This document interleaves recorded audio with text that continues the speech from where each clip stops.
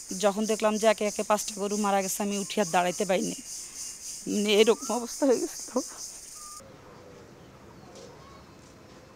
টানা তাপপ্রবাহে পুড়ছে জনপদ, সূর্যের তেজে প্রাণ রীতিমতো ওষ্ঠাগত। অসহনীয় গরমের প্রভাব পড়েছে প্রাণীকুলের উপরেও। রংপুর নগরীর মাহিগঞ্জ এলাকার খামারি রোকসানা বেগম প্রায় 2 যুগ ধরে গবাদি পশু লালন পালন করে আসছেন। তবে গেল 15 দিনে হঠাৎ পরপর 5টি গরু মারা যাওয়ায় বাকরুদ্ধ এই খামারি। চিল্লা উঠলো রাত্রে 8টার দিকে, ঘর তো এখানে আর এখানে, আস্তে আস্তে নাই দেখি যে মারা যায় পড়ে আছে। পরের দিনও সেম একই কাহিনী, আরেকটা মারা গেল, তারপর দিনও ওইভাবে আরেকটা মারা গেল। একই অবস্থা কাউনিয়া উপজেলার জামিল মিয়া, হোসনে আরা, লিপি বেগম সহ অনেক খামারির। তারা জানান, অসহনীয় তাপমাত্রার সাথে যোগ হয়েছে তীব্র লোডশেডিং।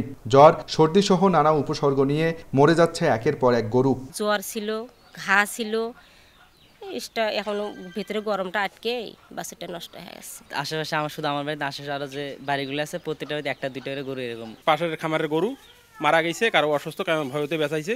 এ পর্যন্ত এই গরমের কারণে এই অবস্থাটা। 1, 2, 3 ঢাকায় জমি জিতে নিন 100% ক্যাশব্যাক সহ 20 কোটি টাকার পুরস্কার।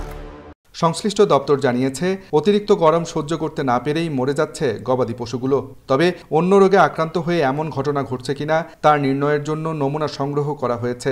যেহেতু সে ঘাস কম খেয়েছে, পানি কম খেয়েছে, উপরন্তু বাতাসের তাপমাত্রাও অনেক বেশি ছিল, তো আমার মনে হয় এটা হিট স্ট্রোকেরই কোনো কারণ হতে পারে বলে। স্যাম্পল কালেকশন করে আমরা আসলে এবং টেস্ট করে এর কি আসলে সঠিক কি রোগ ছিল সেটা আমরা পরবর্তীতে জানিয়ে দেবো আর কি। এদিকে তীব্র গরম থেকে গবাদি পশু রক্ষায় খামারিদের সতর্ক থাকার পরামর্শ প্রাণী সম্পদ বিভাগের।